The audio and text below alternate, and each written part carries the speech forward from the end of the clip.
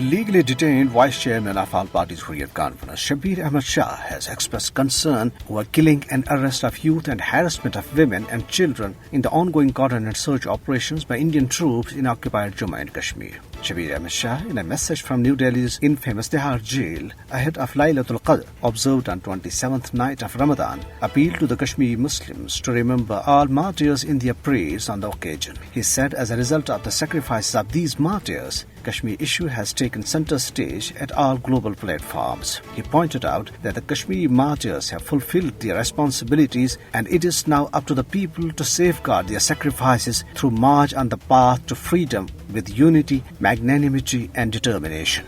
PDP President Mehbooba Mufti, in a tweet, condemned the dictate of an Indian Army-backed school in Baramulla, asking the teachers to avoid hijab. She said that Jammu and Kashmir is not like an Indian state where they bulldoze the houses of minorities and not allow them the freedom to dress as they want. The chairman of Washington-based World Forum for Peace and Justice, Dr. Ghulam Nabi Fai, has said that the people of Jammu and Kashmir continue to suffer greatly as the dispute over the territory keeps on lingering. He said this while commenting on a report released by the U.S. Commission on International Religious Freedom, USCIRF, in which it very strongly recommended to the U.S. Department of State to designate India as a country of particular concern, or CPC, for engaging in and tolerating systematic, ongoing and egregious violations of religious freedom. Meanwhile, Indian troops launched a coordinated search operation in Mitri Gam area of Pulwama district today.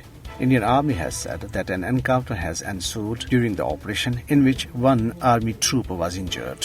Award-winning Indian author Arundhati Roy, in an online interview with U.S. St. Louis magazine, described the controversial Bollywood movie The Kashmir Files as a work of fiction and not based on facts. She said this in response to Indian Prime Minister Narendra Modi's assertions that the film is the truth and everyone must watch it. She made it clear that the film is not about Kashmiri Pandits, instead it is about the Kashmiri Pandits standing in for Hindus in India.